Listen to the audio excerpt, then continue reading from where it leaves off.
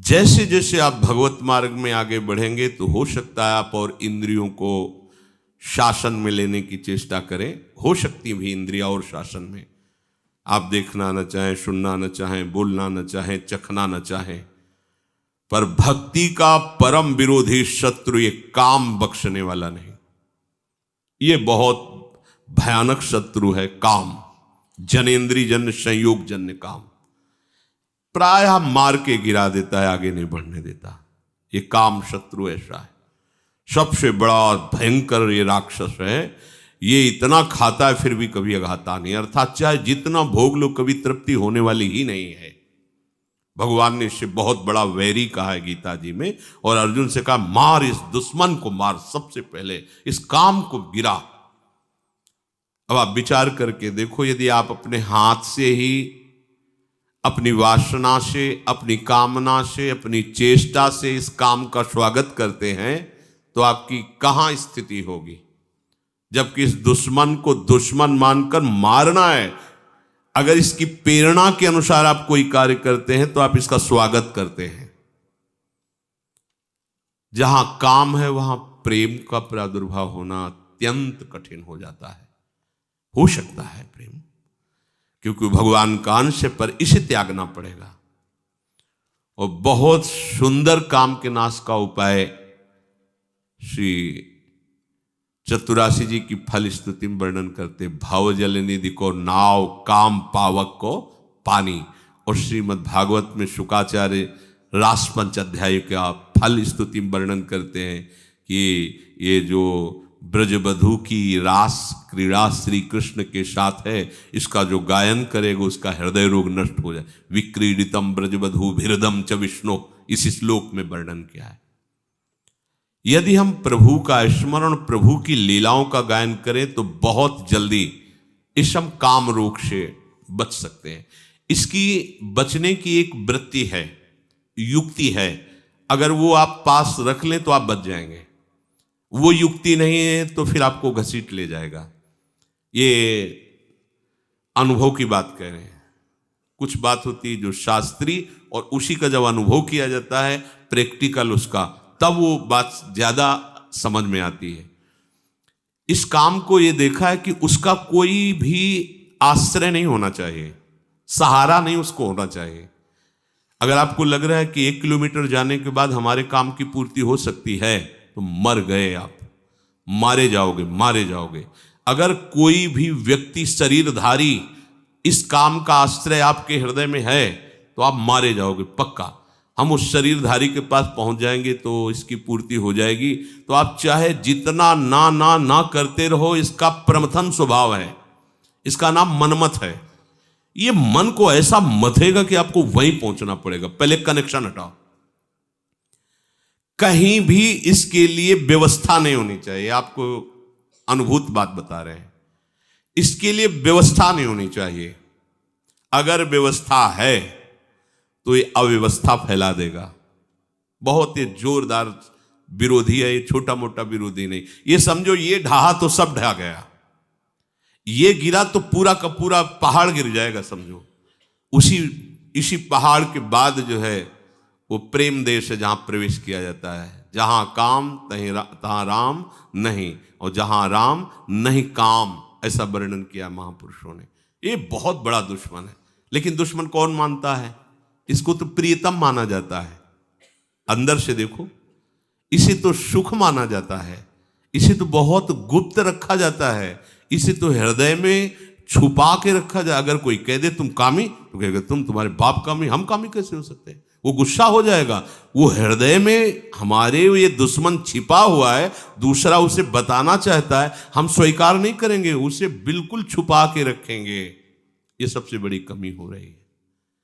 अगर इस दुश्मन को दुश्मन के रूप में देख लो तो पहला बाण मार दिया आपने उसके ऊपर, वो ढेर होना शुरू हो जाएगा। दूसरा, कोई संयोग का विधान नहीं रखना है, कोई शरीरधारी से ऐसे संपर्क नहीं रखना है जिसके पास जाने से इस काम की वृत्ति की पूर्ति हो जाए, समझ लेना।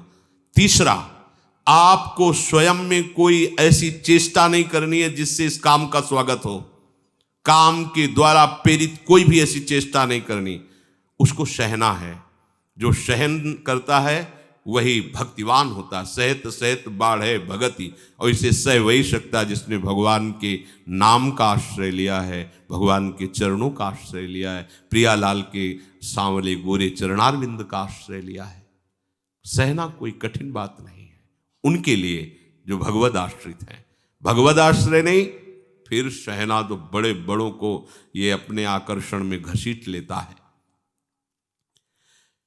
पहली बात, इसको दुश्मन मानना है, शत्रु को शत्रु। भगवान कह रहे हैं ये योगियों का, परमार्थ के पथिकों का, ज्ञानियों का नित्य बैरी, ये नित्य बैरी भगवान ने कहा है। ये ऐसा वैसा दुश्मन नहीं है।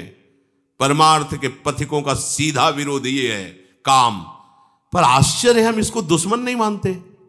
ये आया और हम स्वागत के लिए तैयार हो गए। जैसी आज हमको ये चाहिए, जैसे कोई अतिथि आवे ना, आज हमको ये चाहिए, हाँ अभी अभी व्यवस्था करते हैं, हम ऐसे उसका स्वागत करते हैं। देखो वो जो प्रेरणा करता है, हरि गुरु की सब आज्ञाओं को रौंद करके हम वही करते हैं जो काम प्रेरणा करता है।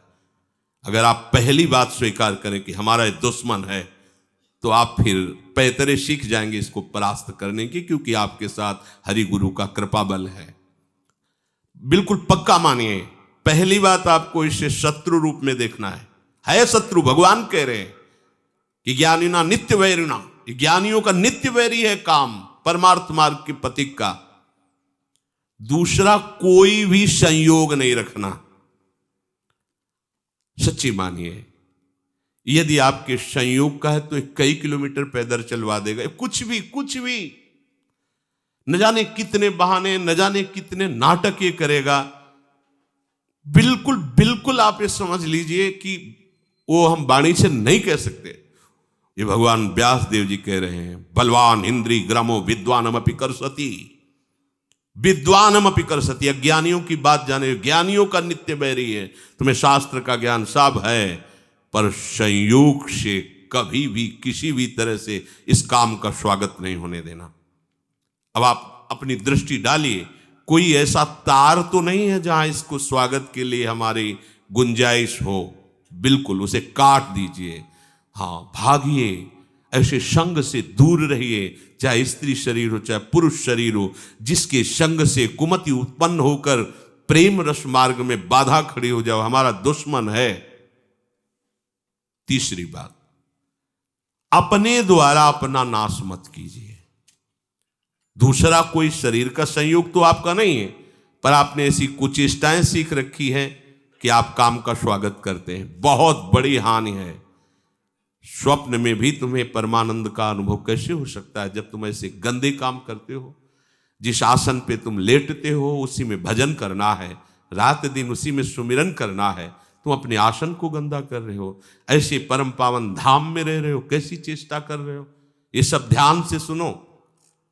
ये सावधानी, ऐसी सावधानी जहां किंचन मात्र इसको कोई गुंजाइश नहीं मिलनी चाहिए काम को।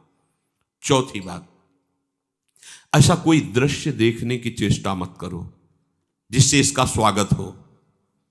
अगर कहीं ऐसी बाह चलते फिरते दृष्टि पड़ जाए पशु पक्षी पर भी, तो प्रिया प्रीतम का भाव करके प्रणाम करो, आगे बढ़ो। चिद चिद लक्षणम सर्वम राधा कृष्णमें जगत। दोबारा दृष्टि नहीं जानी चाहिए।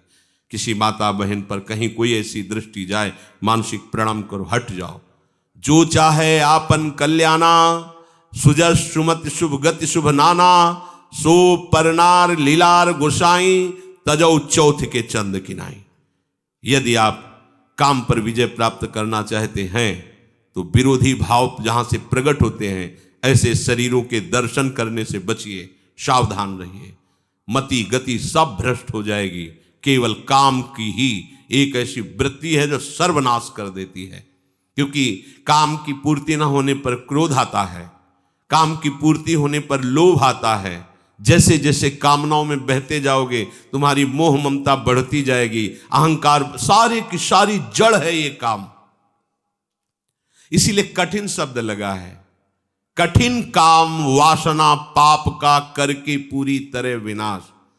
सच्ची मानिए, ये मन बहुत हमारा बेईमान है, ठग है। ये इनसे मिला हुआ है, विपक्ष से मिला हुआ है। हम भजन में रुचि प्रकट कराने के लिए जब इस मन को बैठालते हैं कि नाम जप कर, मंत्र जप कर, तो ये थोड़ा सहयोग देकर फिर हमसे अपना सहयोग मांगता है। थोड़ी देर ये मनोरंजन तो कर लेते हैं, थोड़ी देर ये काम तो कर लेते हैं, थोड़ी देर ऐसा, बस इसकी इस बात को, सलाह को मत मानना, ये ठगों से मिला हुआ है, लुटवा देगा, पूरा का पूरा लुटवा देगा, विश्वास कीजिए। फिर आगे चलकर एक ऐसी स्थिति आती है जिसमें काम का स्फुरण होता है। ऐसे स्फुरण हुआ, शांत हो गया, क्योंकि उसके लिए कोई भी बढ़ावे वाली वस्तु नहीं रह गई, न स्वयं में क्रिया है, न कोई संयोग का विधान है। तो ऐसे स्फुरण हुआ, खान पान या किसी जरा सा क्रम बिगड़ गया, ऐसे स्फुरण हुआ, फिर शांत।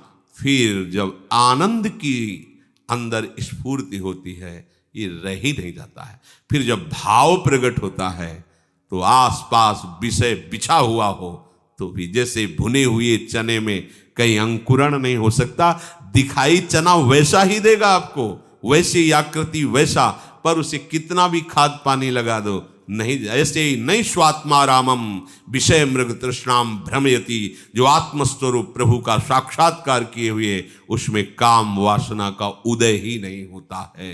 ऊसर बरसई तृण नहीं जामा, संत हृदय जिमि उपज न कामा। जैसे ऊसर भूमि में कितनी भी जल खाद लगा दो, अंकुरण नहीं हो सकता, ऐसे ही संत हृदय में कभी काम का प्रवेश नहीं हो सकता। पर पहले था, फिर भगवत आश्रय से, भगवत चिंतन से, भगवत कृपा बल से नहीं। ऐसा नहीं कि कोई गर्भ से पैदा होते ही निष्काम, या तो भगवान है या तो भगवत प्राप्त महापुरुष जगत कल्याण के लिए जो आते हैं वो होते हैं। तो अपने को हारना नहीं, क्योंकि अपने पास प्रभु हैं, प्रभु का बल है। कठिन काम वासना, अपने सबसे बड़ी गलती करते हैं, इसको पहली बात दुश्मन नहीं मानते, दूसरी बात इसकी व्यवस्था रखते हैं, तीसरी बात स्वयं क्रिया की चेष्टा करते हैं, चौथी बात हम ऐसे उसके बढ़ाने वाले दृश्य देखते हैं, बातें करते हैं, सुनते हैं। कैसे गलत संस्कार छोटे छोटे बच्चों में है। अभी एक दिन कुछ बच्चे छोटे छोटे मिलने गए थे, तो उनमें हमने पूछा कि तुम्हें कोई गंदी बात, कोई गंदी चेष्टा, कोई गंदे छूने की ऐसी कोई अभी कहीं ऐसा? तो उन्होंने बोला हाँ, ये हमको सिखाता है गंदी बात। खड़ा किया, क्या तुम गंदी बात बोलते हो? बोलो, निर्भय हो के बोलो, तुम्हें डांटेंगे नहीं, तुम्हारे अच्छे के लिए पूछ रहे हैं। ऐसी ऐसी गंदी बातें वो बोल रहा था जैसे एक बड़ा बुजुर्ग बोल रहा हो। कैसे सीखा? माता पिता को ज्ञान नहीं है, वो अपनी चेष्टाएं, अपनी वार्ता गुप्त नहीं रख पाते, बच्चों के आसपास हैं, वो सुनते हैं कान लगा। छोटे बच्चे, उनके संस्कार बिगड़ रहे हैं। कम से कम बड़े माता पिता को इतना तो भी ध्यान देना चाहिए कि हमारे बच्चे सयाने हो रहे हैं, उनकी बुद्धि का विकास हो रहा है। हम ऐसे एक दृश्य, ऐसी वार्ता उनके सामने उपस्थित ना करें कि उनके आचरण बिगड़ जाए। आपको लग रहा है बच्चा सो रहा है और आप बातें गंदी गंदी कर रहे हो विलासिता की, वो सब पकड़ रहा है, फिर वो आपस में उन्हीं का प्रैक्टिकल करना चाहता है। छोटे छोटे बच्चे भ्रष्ट होते जा रहे हैं, उनके आचरण नष्ट होते जा रहे हैं। उनके पास देखने की सामग्री ऐसी, सुनने की सामग्री ऐसी, बहुत बड़ा प्रभाव पड़ता है जो हम देखते हैं, सुनते हैं और बोलते हैं।